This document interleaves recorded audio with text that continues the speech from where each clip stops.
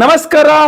ವೃಶ್ಚಿಕ ರಾಶಿಯವರ ಮೇ ಮಾಸ ಭವಿಷ್ಯದಲ್ಲಿ 5 ಶುಭ ವಿಚಾರಗಳನ್ನ ಈ ವಿಡಿಯೋದಲ್ಲಿ ತರ್ತಾ ಇದ್ದೀನಿ. ಸೊ ಪ್ರತಿಯೊಂದು ವೃಶ್ಚಿಕ ರಾಶಿಯವರಿಗೆ ವಿಡಿಯೋ ರೀಚ್ ಆಗೋ ಥರ ದಯವಿಟ್ಟು ವಾಟ್ಸ್ಆಪ್, ಫೇಸ್ಬುಕ್, ಮೆಸೆಂಜರ್, ಟೆಲಿಗ್ರಾಮ್ ಎಲ್ಲ ಕಡೆ ಈ ವಿಡಿಯೋನ ಶೇರ್ ಮಾಡ್ಲಿಕ್ಕೆ ಮರಿಬೇಡಿ. ನೀವಿನ್ನು ಸಬ್ಸ್ಕ್ರೈಬ್ ಮಾಡ್ಕೊಂಡು ನಮ್ಮ ಚಾನಲ್ ಅಂದ್ರೆ ದಯವಿಟ್ಟು ಕಡೆ ಸಬ್ಸ್ಕ್ರೈಬ್ ಮಾಡಿರುತ್ತೆ, ಸಬ್ಸ್ಕ್ರೈಬ್ ಮಾಡ್ಕೊಂಡು ಬೆಲ್ ಬಟನ್ ಹೊತ್ಕೊಂಡು ಆಲ್ ಅಂತ ಮಾಡ್ಲಿಕ್ಕೆ ಮರಿಬೇಡಿ. ಫೇಸ್ಬುಕ್ ಅಲ್ಲಿ ವಿಡಿಯೋ ನೋಡ್ತಾ ಇದ್ರೆ ನಮ್ಮ ಪೇಜ್ ಅನ್ನ ಫಾಲೋ ಮಾಡ್ಲಿಕ್ಕೆ ದಯವಿಟ್ಟು ಮರಿಬೇಡಿ. ನೆನಪಿರಲಿ, ಎಚ್ಚರಿಕೆಗಳ ವಿಡಿಯೋನೂ ಒಂದಿರುತ್ತೆ, ಅದು ಸಹ ಅಪ್ಲೋಡ್ ಮಾಡ್ತೇನೆ. ಇದು ಕೇವಲ ಶುಭ ವಿಚಾರಗಳ ವಿಡಿಯೋ ಆಗಿರುತ್ತೆ. ಒಂದು 5 ಶುಭ ವಿಚಾರಗಳು. ಮೊದಲನೇ ಶುಭ ವಿಚಾರ ವೃಶ್ಚಿಕ ರಾಶಿಯವರಿಗೆ ಮೇ ತಿಂಗಳಿಗೋಸ್ಕರ ಏನಪ್ಪಾ ಅಂತಂದ್ರೆ, ರವಿ ಗ್ರಹ ಮೇ ತಿಂಗಳ ಮೊದಲ 2 ವಾರಗಳಲ್ಲಿ ಷಷ್ಠದಲ್ಲಿ ಪರಮೋಚ್ಚ ಸ್ಥಿತಿ, ನಂತರದ 2 ವಾರಗಳಲ್ಲಿ ಸಪ್ತಮದಲ್ಲಿ ಇರ್ತಾನೆ. ಕರ್ಮಾಧಿಪತಿ ನಿಮಗೆ.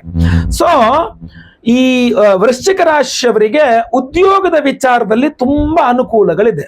ನಿರುದ್ಯೋಗಿ ವೃಶ್ಚಿಕ ರಾಶಿಯವರಿಗೆ ಉದ್ಯೋಗ ಪ್ರಾಪ್ತಿ, ಆಲ್ರೆಡಿ ಉದ್ಯೋಗದಲ್ಲಿ ಇರ್ತಕ್ಕಂಥವ್ರಿಗೆ ಪ್ರಮೋಷನ್ ಇರಬಹುದು, ಸ್ಯಾಲರಿ ಹೈಕ್ ಇರಬಹುದು, ಟ್ರಾನ್ಸ್ಫರ್ ಇರಬಹುದು, ಅಥವಾ ಎಲ್ಲಿ ಕೆಲಸ ಮಾಡ್ತಿದ್ರೋ ಅಲ್ಲೇ ನಿಮ್ಮ ಸ್ಯಾಲರಿ ಬೇಸ್ಡ್ ಆಗಿ ಲೋನ್ಸ್ ಬೇಕಾದ್ರೆ, ಸಂಬಳದ ಆಧಾರದ ಮೇಲೆ ಸಾಲಗಳು ಬೇಕಾದ್ರೆ ತುಂಬಾ ತುಂಬಾ ತುಂಬಾ ಅನುಕೂಲ. ಆಮೇಲೆ ನಿಮಗೆ ಗುರುಬಲದ ಕೊನೆಯ 2 ವಾರಗಳಷ್ಟೇ, ಮೇ ತಿಂಗಳ ಮೊದಲ 2 ವಾರಗಳು ಮಾತ್ರ ನಿಮ್ಗೆ ಹತ್ರ ಗುರುಬಲ ಇರುತ್ತೆ. ನಿಮಗೆ ಆಮೇಲೆ ಗುರುಬಲ ಇರಲ್ಲ, ಅಷ್ಟಮಕ್ಕೆ ಹೋಗ್ಬಿಡ್ತಾನೆ ಗುರು.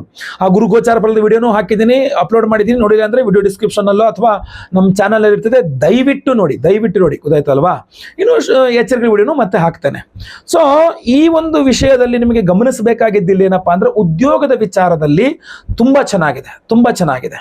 ಸೊ ವೃಶ್ಚಿಕ ರಾಶಿಯವ್ರು ನೀವು ಅಂತ ಆದ್ರೆ, ಉದ್ಯೋಗದ ವಿಚಾರದಲ್ಲಿ ವೃಶ್ಚಿಕ ರಾಶಿ ಮೇ ತಿಂಗಳಲ್ಲಿ ನೀವು ವೃಶ್ಚಿಕ ರಾಶಿಯವರಾಗಿದ್ದರೆ ಮೇ ತಿಂಗಳಲ್ಲಿ ಉದ್ಯೋಗದ ವಿಚಾರದಲ್ಲಿ ತುಂಬಾ ಚೆನ್ನಾಗಿದೆ.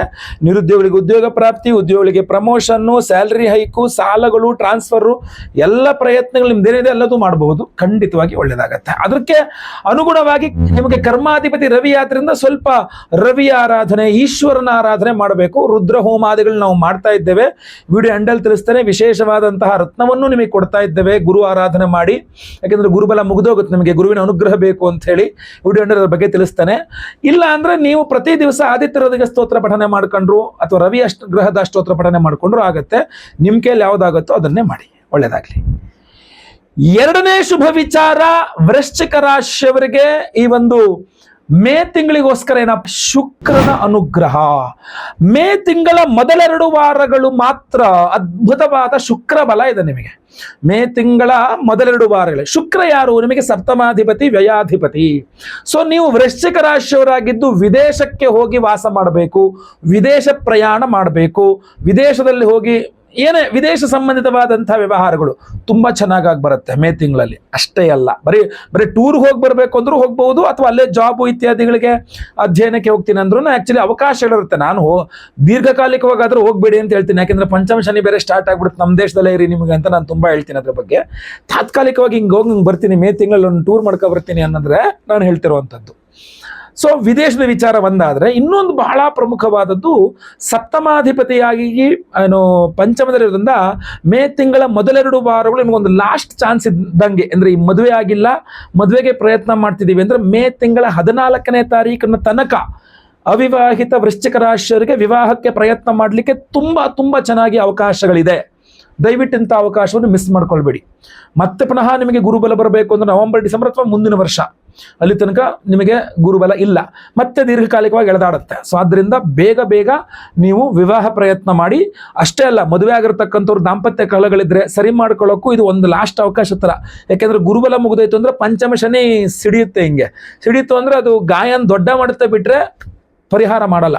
ಸೊ ಆದ್ರಿಂದ ದಯವಿಟ್ಟು ಅವಿವಾಹಿತರಿಗೆ ವಿವಾಹದ ವಿಚಾರದಲ್ಲಿ, ವಿವಾಹಿತರಿಗೆ ಸುಖ ದಾಂಪತ್ಯದ ವಿಚಾರದಲ್ಲಿ ತುಂಬಾ ಅನುಕೂಲ. ಆಮೇಲೆ ಸಂತಾನಕ್ಕೋಸ್ಕರ ಪ್ರಯತ್ನ ಮಾಡ್ತಿದ್ರೆ ಅಂದ್ರೆ 1 ಲಾಸ್ಟ್ ಚಾನ್ಸ್ ಅನ್ನೋ ತರನು ಕೂಡ ಅವಕಾಶ ಸಿಗುತ್ತೆ. 15 ದಿವಸಗಳ ತನಕ, ಮೇ 14ನೇ ತಾರೀಕಿನ ತನಕ ಸಂತಾನಕ್ಕೂ ಪ್ರಯತ್ನ ಮಾಡಬಹುದು.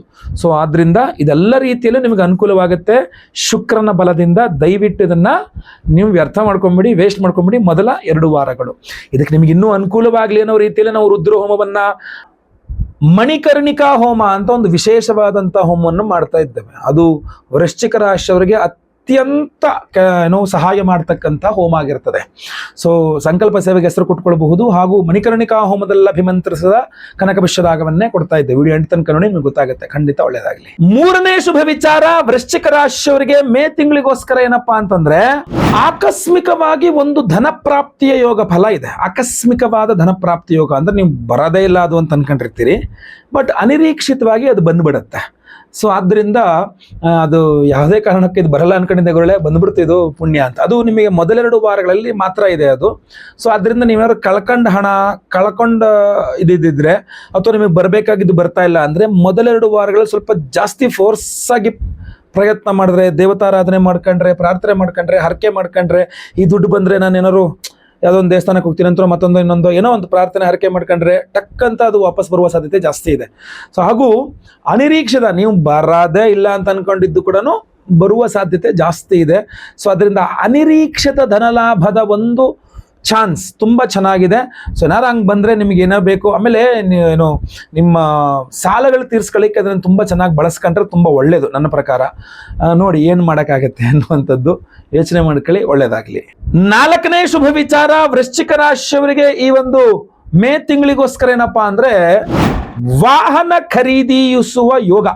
ವಾಹನ ಖರೀದಿಸುವ ಯೋಗ ಇದೆ. ವಾಹನ ಖರೀದಿಸುವ ಯೋಗದಲ್ಲಿ ನಿಮಗೆ ಹೊಸ ವಾಹನವನ್ನೇ ಖರೀದಿಸುವ ಯೋಗ ಜಾಸ್ತಿ ಇದೆ. ಈ ಸೆಕೆಂಡ್ ಹ್ಯಾಂಡ್ ಅನ್ನೋದಕ್ಕಿಂತನೂ ಹೊಸದಾದ ವಾಹನ ಖರೀದಿಸುವ ಯೋಗ ಇದೆ. ಇನ್ನು ಅಂತ ತೀರಾ ಸಮಸ್ಯೆ ಇದ್ರೆ ಮಾತ್ರ ಸೆಕೆಂಡ್ ಹ್ಯಾಂಡಿಗೆ ಹೋಗ್ಬೋದು, ಬಟ್ ಇಲ್ಲ ಅಂದ್ರೆ ಹೊಸದಾದ ವಾಹನ ಖರೀದಿಸುವ ಯೋಗ ಫಲ ಇದೆ. ಆದ್ರೆ ನಾನು ತುಂಬಾ ರೆಕಮೆಂಡ್ ಮಾಡಲ್ಲ. ಈ ಒಂದು ಯೋಗ ಇದ್ರೂ ಕೂಡ ಅದನ್ನು ತಗೊಳ್ಳಿ ಅಂತ ನಾನು ಹೇಳಲ್ಲ. ಅನಿವಾರ್ಯತೆ ಇದ್ರೆ ಮಾತ್ರ ತಗೊಳ್ಳಿ ಅಂತ ಹೇಳ್ತೀನಿ. ಹಾಗೂ ಅದರ EMIಗಳನ್ನ ಕಟ್ಲಿಕ್ಕೆ, ಯಾಕಂದ್ರೆ 100% ನೀವು ಸಾಲದಲ್ಲೇ ತಗೊಳ್ಳೋದನ್ನ, ಆಯ್ತಾ, ಲೋನಲ್ಲೇ ತಗೊಳ್ಳೋದು, ಫುಲ್ ಕ್ಯಾಶ್ ಕೊಟ್ಟಲ್ಲ ನೀವು ತಗೊಳಲ್ಲ. ಸೊ ನೀವು ಲೋನಲ್ಲಿ ತಗೊಳ್ತೀರ ಅಂದ್ರೆ ಅದರ ಅವಶ್ಯಕತೆ ನೋಡ್ಕೊಳ್ಳಿ. ಯಾಕೆಂದ್ರೆ ಮೇ 14 ನಂತರ ಗುರುಬಲ ಮುಗಿದೋಗುತ್ತೆ ಅಂದ್ರೆ ಇದ್ರ ಅವಶ್ಯಕತೆ ಇದೆಯಾ, ನಾನು EMI ಕಟ್ಬೇಕಲ್ಲ. ಆಮೇಲೆ ಪಂಚಮ ಉದ್ದಕ್ಕೂ ದುಡಿದಿದ್ದೆಲ್ಲ EMIಗೆ ಹೋಗುವಂಗೆ ಆಗಬಾರ್ದು. ಸೊ ಅದರಿಂದ ಇದ್ರ ಬಗ್ಗೆ ದಯವಿಟ್ಟು ಗಮನ ಹರಿಸಿ. ವಾಹನ ಖರೀದಿಸುವ ಯೋಗ ಇದೆ. ಆದ್ರೆ ನಾನೇನು ಹೇಳೋದಪ್ಪ, ನೀವು ವ್ಯಾಪಾರ ಮಾಡ್ತಾ ಇದ್ದೀರಾ, ಬಿಸ್ನೆಸ್ ಮಾಡೋವಂಥವ್ರು, ನಿಮಗೊಂದು ವಾಹನದ ಅವಶ್ಯಕತೆ ಇತ್ತು ಅಂತಾದ್ರೆ ಇದು ಓಕೆ ನಾನು ಹೇಳೋವಂಥದ್ದು.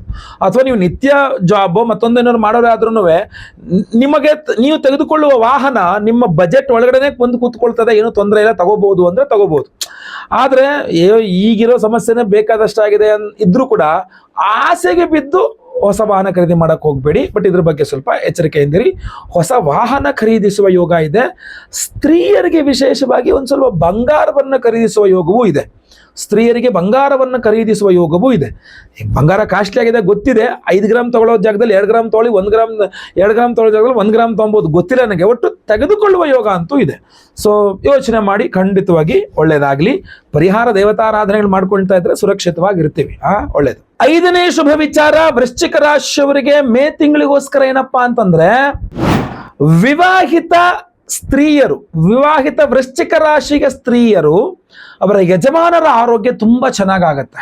ಅಂದ್ರೆ ಇಷ್ಟು ದಿನಗಳ ಕಾಲ ಸ್ವಲ್ಪ ಚೆನ್ನಾಗಿರಲ್ಲ. ಮಾಂಗಲ್ಯಾಧಿಪತಿಯಾದ ಬುಧ ನೀಚ ಸ್ಥಿತಿಯಲ್ಲಿದ್ದ, ಅಂದ್ರೆ ಷಷ್ಠಕ್ಕೂ ಬರ್ತಾನೆ.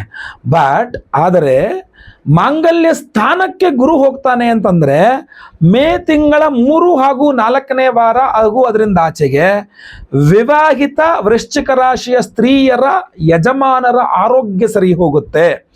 ಎಷ್ಟು ಸರಿಯಾಗಿಲ್ಲ ಅಂದ್ರೂ ಸರಿ ಹೋಗ್ಬಿಡತ್ತೆ. ಸೊ ಗುರುವಿನ ಅನುಗ್ರಹದಿಂದಾಗಿ ಆಗೋದು. ಅಷ್ಟೇ ಅಲ್ಲ, ಧನ ಪ್ರಾಪ್ತಿಯ ಯೋಗ ಫಲವು ತುಂಬ ಚೆನ್ನಾಗಿದೆ. ಆ ಮೂಲಕ ಒಂದಿಷ್ಟು ಅಂದರೆ ಯಜಮಾನರಿಗೆ ಮತ್ತೆ ಆರೋಗ್ಯ ಸರಿ ಹೋಯಿತು, ಮತ್ತೆ ದುಡಿಮೆ ಸ್ಟಾರ್ಟ್ ಮಾಡಿದ್ರು, ಮತ್ತೆ ದುಡ್ಡು ಒಳಗೆ ಬಂತು. ಅಥವಾ ಯಜಮಾನರ ಮನೆ ಕಡೆಯಿಂದ ಅಥವಾ ಬೇರೆ ಕಡೆಯಿಂದನೇ ಒಂದು ದುಡ್ಡು ಬರಬೇಕಾಗಿತ್ತು, ಯಜಮಾನರು ಹೋಗಿ ಕೇಳ್ತಾನೆ ಇರಲಿಲ್ಲ, ಇವಾಗ ಅವರು ಸರಿ ಹೋಗಿ ಕೇಳಿದ್ರು, ದುಡ್ಡು ಬಂತು. ಈ ಥರ ಸ್ವಲ್ಪ ಕುಟುಂಬವು ಸರಿ ಹೋಗುತ್ತೆ ಅಂತ. ನಿಮ್ಮ ಯಜಮಾನರು ಎದ್ದು ಟಕ್ ಅಂತ ಆಕ್ಟಿವ್ ಆಗ್ತಾರೆ, ಎಲ್ಲ ಪ್ರಾಬ್ಲಮ್ ಸಾಲ್ವ್ ಆಗ್ತಾ ಬರುವ ಧೈರ್ಯ ನಿಮಗೆ ಬರುತ್ತೆ ಅಂತ. ಸೊ ಅದನ್ನು ಸ್ವಲ್ಪ ಚೆನ್ನಾಗಿ ಕಂಡು ಬರ್ತಾ ಇದೆ. ಸ್ವಲ್ಪ ವಿಷ್ಣು ಆರಾಧನೆ, ವಿಷ್ಣು ಸಹಸ್ರನಾಮ ಓದ್ಕೊಳ್ಳಿ ಪ್ರತಿದಿನ, ಅದು ಕೂಡ ತುಂಬ ಚೆನ್ನಾಗಿ ನಿಮಗೆ ಅನುಕೂಲ ಮಾಡಿಕೊಡುತ್ತೆ. ಗುರುವಲ್ಲಿ ಹೋಗೋದ್ರಿಂದ ಗುರುವಿನ ಆರಾಧನೆ ಬೇಕು.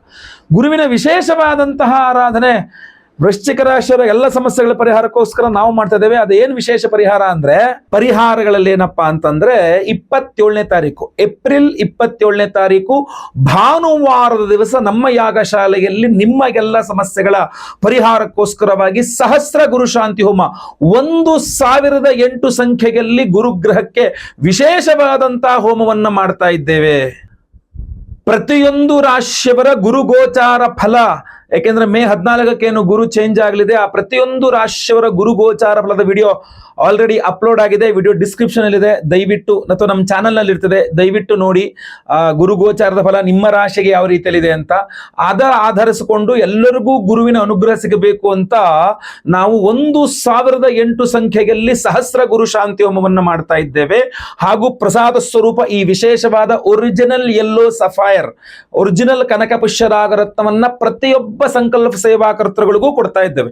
ಇದಕ್ಕೋಸ್ಕರ ಎಕ್ಸ್ಟ್ರಾ ಏನು ಚಾರ್ಜ್ ಮಾಡ್ತಾ ಇಲ್ಲ. ನಮ್ಮ ಸಂಕಲ್ಪ ಸೇವಾ ಕಾಣಿಕೆ ಏನಿದೆಯೋ ಅಷ್ಟರಲ್ಲೇ ಎಲ್ಲವೂ ಬಂತು. ಎಲ್ಲವೂ ಅಂದ್ರೆ ಏನು, ಕೇವಲ ಸಹಸ್ರ ಗುರು ಶಾಂತಿ ಹೋಮ ಹಾಗೂ ಮಣಿಕರ್ಣಿಕಾ ಹೋಮದಲ್ಲಿ ಅಭಿಮಂತ್ರಣೆಯಾಗುವ ಕನಕ ಪುಷ್ಯರಾಗ, ಒರಿಜಿನಲ್ ಕನಕ ಪುಷ್ಯರಾಗ ರತ್ನವನ್ನ ಪ್ರತಿಯೊಬ್ಬರಿಗೂ ಕೊಡ್ತಾ ಇದ್ದೇವೆ. ಅಷ್ಟೇ ಅಲ್ಲ, ರುದ್ರ ಹೋಮ, ಗುರುವಿನ ಅಭಿಮಾನಿ ದೇವರು ಈಶ್ವರ, ಆದ್ರಿಂದ ರುದ್ರ ಹೋಮವನ್ನು ಸಹ ಮಾಡ್ತಾ ಇದ್ದೇವೆ. ಅದರ ಜೊತೆಯಲ್ಲಿ ಬಹಳ ಪ್ರಮುಖವಾಗಿ ಸ್ವಯಂವರ ಪಾರ್ವತಿ ಹೋಮವನ್ನ, ಶನಿ ಶಾಂತಿ ಹೋಮವನ್ನ, ನವಗ್ರಹ ಶಾಂತಿ ಹೋಮಗಳನ್ನೆಲ್ಲ ಮಾಡ್ತಾ ಇದ್ದೇವೆ.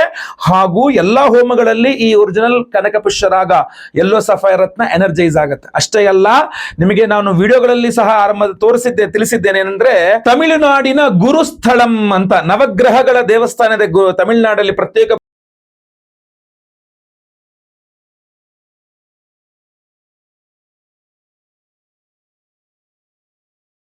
ತಮಿಳುನಾಡಿನ ಈ ಆಪತ್ಸಹಾಯೇಶ್ವರ ಸನ್ನಿಧಾನ ಗುರುಸ್ಥಳಂಗೆ ನಾನೇ ಖುದ್ದು ಹೋಗಿ ಅಲ್ಲಿ ಈ ಒಂದು ಎಲ್ಲ ಕನಕ ಪುಷ್ಯರಾಗ ರತ್ನಗಳನ್ನ ಗುರುಸ್ಥಳದಲ್ಲಿ ಗುರುವಿನ ಸನ್ನಿಧಾನದಲ್ಲಿ ಇಟ್ಟು ಎನರ್ಜೈಸ್ ಮಾಡಿ ಪೂಜೆ ಮಾಡಿಸಿಕೊಂಡು ಅಲ್ಲಿಂದ